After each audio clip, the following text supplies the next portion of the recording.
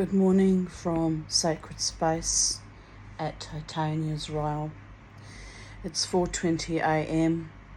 on the 21st of September 2023. I woke up with great clarity of mind just now, about 4 o'clock-ish. I've been awake for about 15 minutes or so. I had to pee for the fourth time tonight.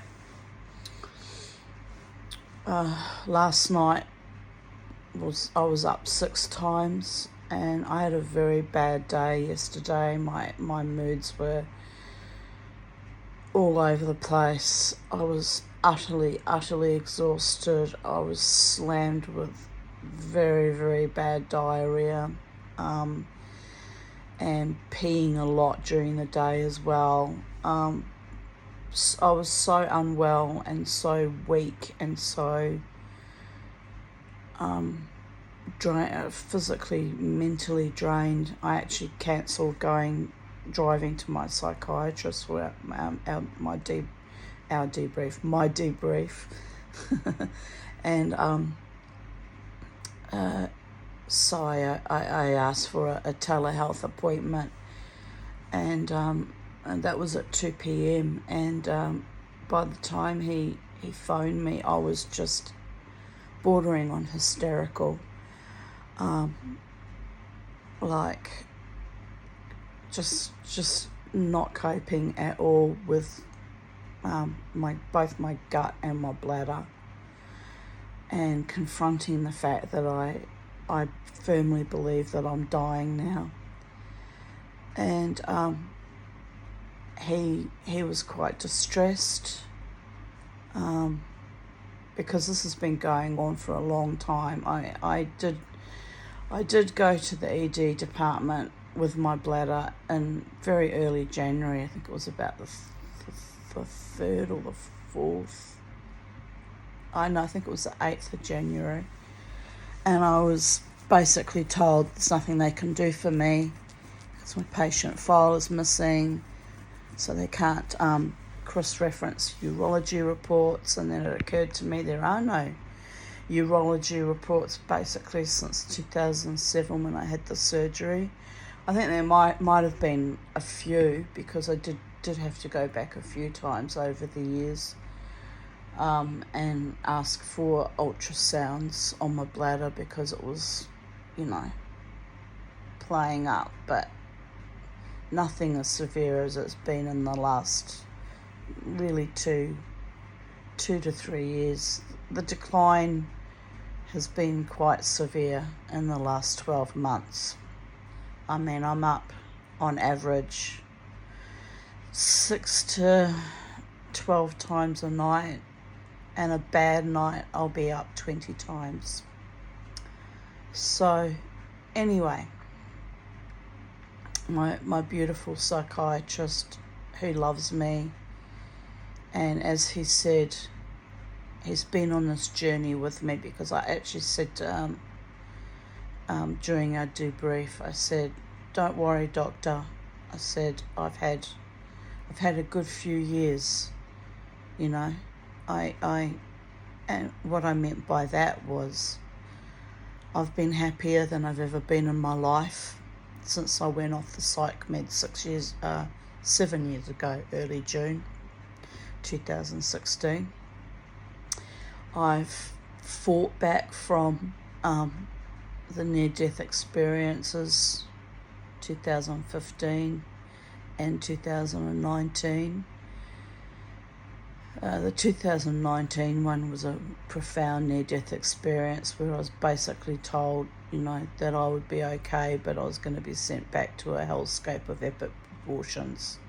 And then COVID came only really 7-8 months after that experience. So, it's been epic, and it has been a hellscape. But the last 4 years, the COVID epoch years, I have fought hard to not just survive, but to advocate for others on social media, to keep their bodies pristine, to keep their bodies healthy, and to cleave to our very souls. I have fought so hard, and it was a war I couldn't really win, but I tried. I did my moral, ethical, humanistic duty to wake everybody up as much as I possibly could, in spite of the fact that I myself was failing with my physical health, with my gut, with my bladder being the most vulnerable making, because being up all night means I get very little rest, and that impacts my sleep apnea, which impacts how I get through my days. Anyway, I woke up now, 4 a.m. it must have been when I woke up, got up to pee, and I feel so clear. I feel so great. I feel great this morning at 4 a.m. I feel the best I've felt in days. So here's the thing, this is what I do, and I've been doing this since I was a tiny little baby. When I decide that I'm dying, that it's over, that there's no hope, that the end is nigh, literally my physical end is nigh, which I believe it is imminent. I do this little, almost miraculous, psychological, metaphorical pirouette, and I just kind of land back in my body and fully integrate, and I can't describe it. I just heal, even if only temporarily, heal for a few weeks or months, until the next time I go into collapse mode. And even my psychiatrist can tell you he's seen me pull myself back from the brink of death many, many times in the 12 years that I've been in therapy with him. So it's actually quite astonishing and miraculous. Now I'm lying here on my bed in the dark, talking to you. You can just see the glint in my glasses. I've got my hand on my liver, because my liver has actually got a kind of I'm not in pain, but there's a very, very dull ache. Not a pain, not a great pain, but I know it's swollen. I do have an enlarged fatty liver from non-alcoholic fatty liver.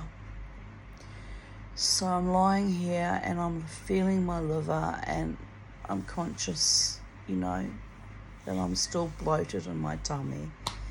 And I ate very, very naughtily, I ate Ben & Jerry's ice cream yesterday, which was delicious, and which my tummy held down since yesterday evening and yesterday afternoon. I finished it off last evening. I had half of it about 4 o'clock in the afternoon and the rest about 9 o'clock. It was like a 450 ml container of Ben & Jerry's ice cream. I tell you what though, I woke up at 4 o'clock and thought, I can't believe I haven't had diarrhea with that ice cream, because I'm actually lactose intolerant. It usually goes straight through me. This is a gross conversation, I know, but, at the moment, I'm just a walking piece of plumbing. Everything I eat, everything I drink has been going straight through me for weeks, which is why I've come to the conclusion that I'm dying. I can't absorb any nutrients. I can't absorb any food, good, bad, or indifferent. Even when I've cooked healthy meals in the week, haven't held on to them either. So I've been really quite ill. So anyway, 4:00 this morning I woke up. My first thought was strength. Mana, as they say in Māori, Polynesian cultures. Mana, which means more than strength actually. It means spiritual power imbued by the gods.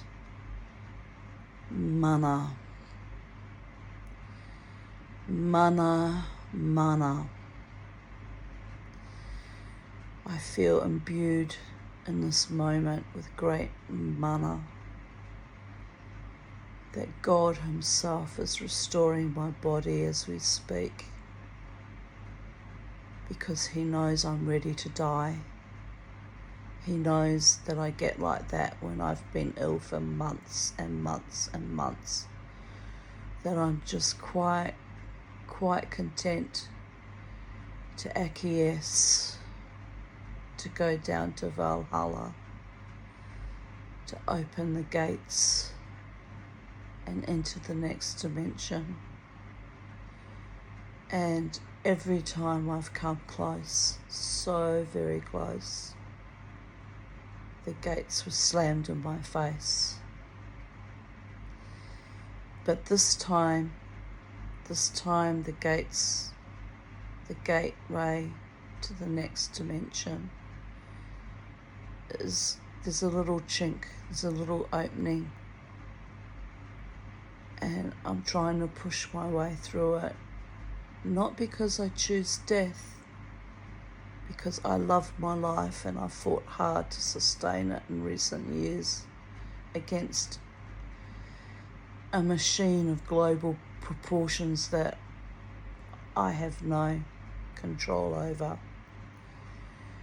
But I held myself up in the vicissitudes of fate, in the evils and perversions and contrariness of our time, and I continued on with my dancing, making jewellery, writing my crazy little journaling on Facebook and Vocal Media, having my 2 weekly debriefs with my psychiatrist,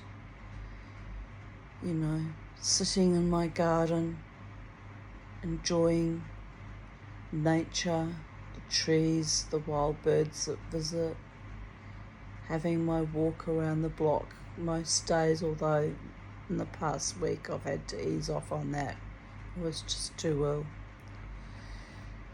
And I've lived my life as gracefully and humbly and sometimes wildly and triumphantly as I have always done since childhood. And I'm so contented with that. I'm satisfied that I did all I could to keep myself alive and keep myself safe and sustain myself in these very, very difficult, harrowing times. Mostly alone,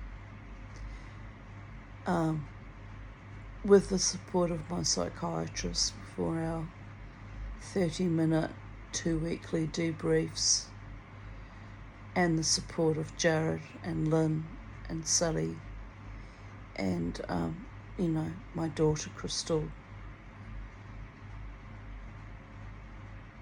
So I'm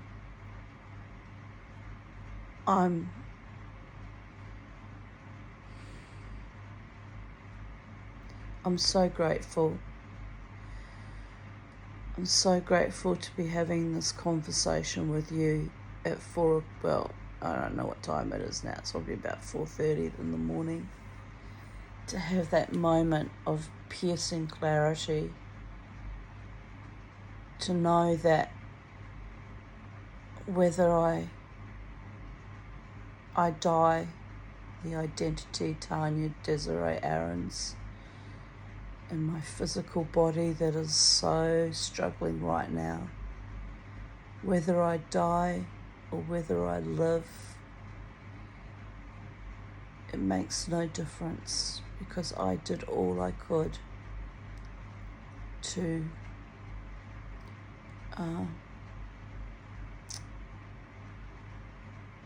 breathe life back into myself in the last 7 years, to reclaim my life.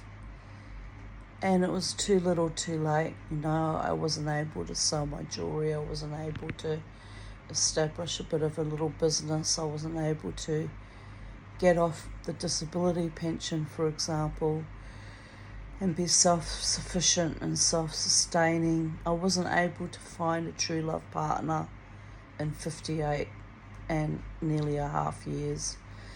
I was disabled from achieving all my dreams, all my desires and wishes, which were to be loved and be loved in return, to have a loving partner, sexual partner, intimate partner of my own, to perhaps live in Byron Bay by the sea. All these fantasies I've had for decades have not manifested, but those dreams of true love and living in a beautiful place, in harmony and in peace and in joy, surrounded by magic and awe and wonder and love from the supernal realms, kept me alive, gave me hope, gave me inspiration, guided me, strengthened me, upheld me in the darkest moments. Yesterday was a very dark moment. So my psychiatrist recommended I reach out to a doctor in Red Hill. I won't name her name, allow for anonymity and protect their anonymity. But it's doctors in Red Hill that were very good when his mother was dying. And he recommended I reach out to them. I got a bit of a runaround from the receptionist, actually. She said she would call me back after discussing with my psychiatrist. I gave her, his clinic phone number to call him. And I don't know what happened. I didn't hear back. So I was hoping to get an appointment later on today to see the new doctor, because look, I know I'm dying, but I need a proper prognosis. I need a proper, examination, and I need to be told basically how long I've got. But then do I really need to be told that? Because that will take time away from me, where I will be living in death consciousness instead of life consciousness, waiting for the shoe to fall. And the shoe will fall anyway. It comes for everyone eventually. So I don't know. I got frustrated last night that they didn't call me back, and then I realised maybe it's for the best that I don't know. If I have 3 months or 6 months or 12 months, and just carry on as I've done in the last 12 months. A little bit in denial,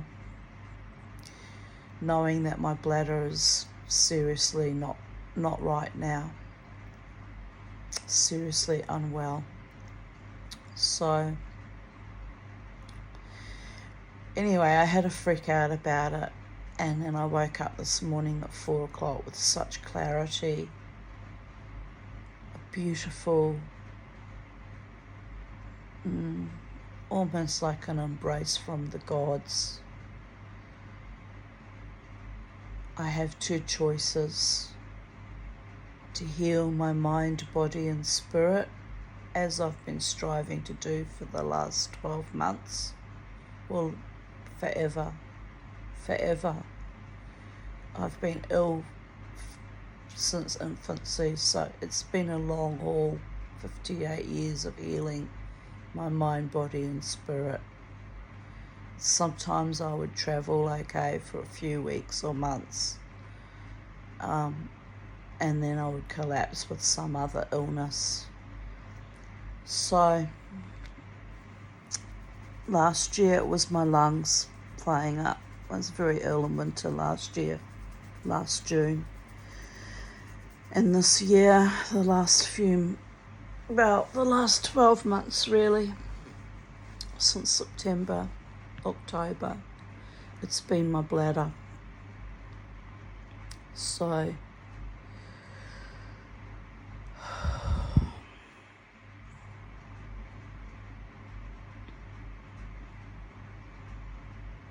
but I can choose life again and again and again and again.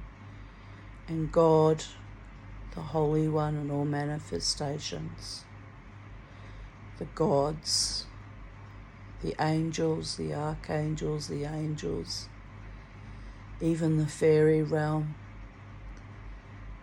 can heal me and bring me back to full vibrancy, full mana, again and again and again and again. I can choose life. So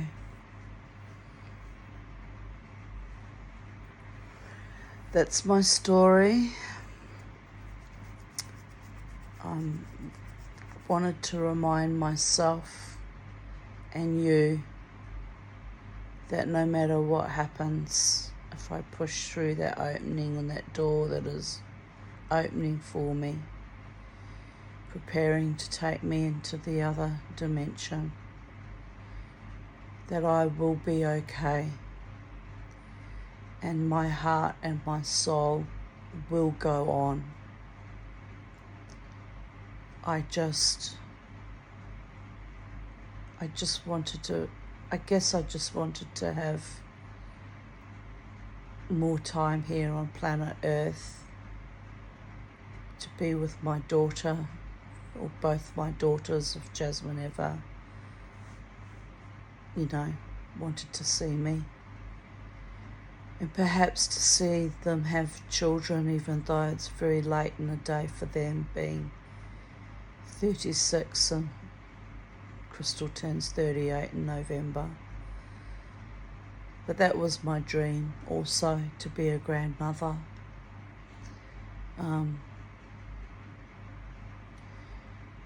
So yes, really it's been a strange life. I was longing to be a grandmother from the time my eldest was only 20. I was 40. So I'm 58 and 5 months now. And time has marched on. And I'm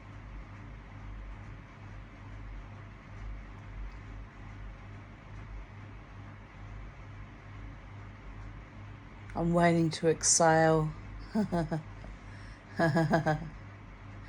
And having travelled on that last breath, waiting to inhale, and on 25th of June 2019, and I know what that feels like now.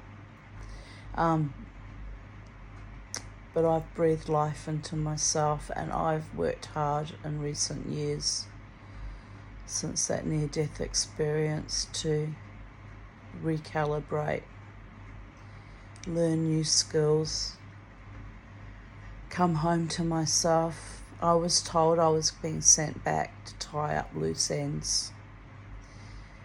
So I knew that this was the last time that I was going to be given extra time on planet Earth. I knew that. I was told that. And losing Beauregard on the 1st of August made me want to dive in with him, and a week later, on the 9th, watching that truck slide into me as I was leaving my psychiatrist's clinic was very fucking confronting, but a sign that death is coming for me sooner or later, and the gods want me to be ready to be at peace with it and to accept it with great forbearance and great strength, great mana,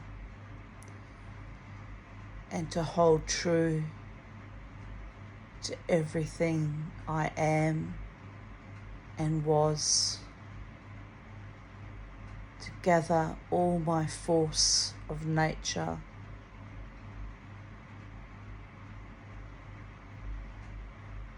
all my external emanations of my spirit, all my resources, and to prepare to go supernova from a finite, tiny little atomized spot of all that I am, the Tanya, who fought so long and so hard in my life with bad lungs and complex PTSD and major depression and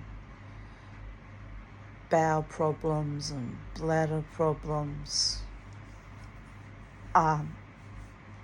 GORD, and you name it, everything went wrong for me. And the emotional tragicomedy of my love life and the estrangement with my younger daughter, the abuse and the horror when my parents eventually died. I fought so hard to survive all of that, all of it. And I've done well, and I can be proud of myself that I remain true to my soul and my heart and even my mind, which at times did defragment.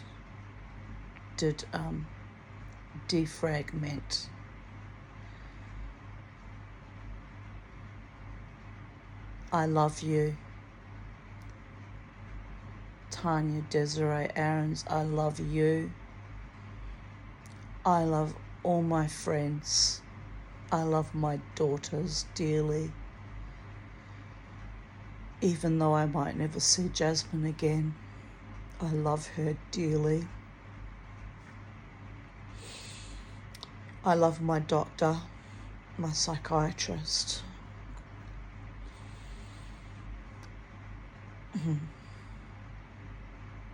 And I love my unrequited lover that had been so cruel.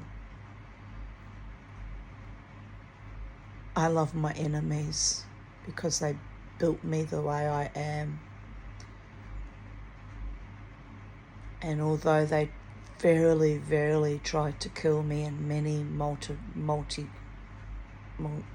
multifarious ways, they built me stronger and more indomitable and more intrepid and more powerful than even I could ever have dreamed of becoming. And that also was the healing and the extra mana bestowed on me by the gods after every attack, physical and psychic, on my body, mind and spirit. I was lifted up by the Holy One and cast back into the fray. And I know that. I know I could not have done this as a mortal being on my own terms.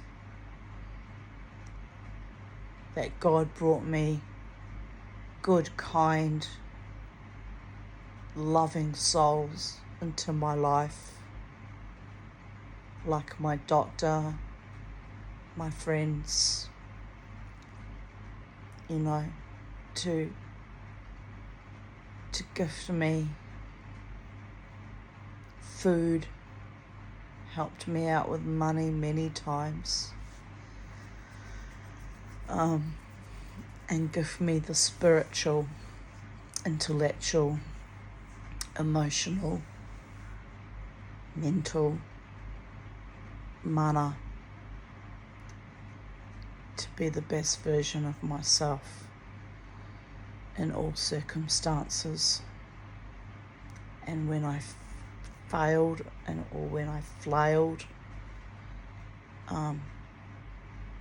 to tether me back to life again. It's been nothing short of astonishing. And I am humbled and I am grateful. And on that note, I'm going back to sleep.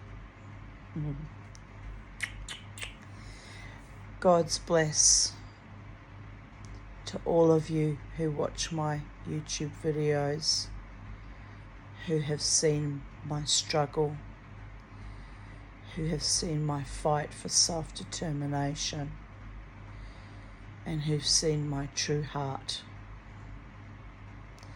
and have held it precious, or have learned from it, or experienced joy from it, or have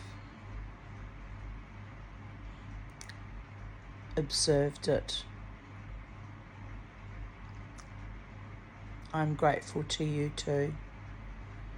Strangers on the internet, angels in the architecture, beings of love, light and truth across all paradigms that might stumble in the etheric upon my little internet videos.